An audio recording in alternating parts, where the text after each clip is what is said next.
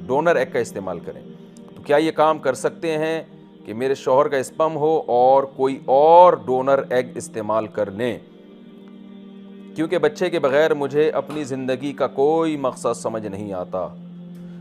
UK से किसी खातून ने पूछा है ये, इनका नाम मैं जानकर नहीं ले रहा। देखें, ये अमल बिल्कुल हराम है। टेस्ट ट्यूब बेबी के ज़रिए तो औलाद पैदा की जा सकती है, लेकिन इस इत्मीनान के साथ कि स्पर्म शौहर के हों और एग उस औरत का हो जिसके रहम में उस बच्चे की फिर आगे ग्रोथ होगी।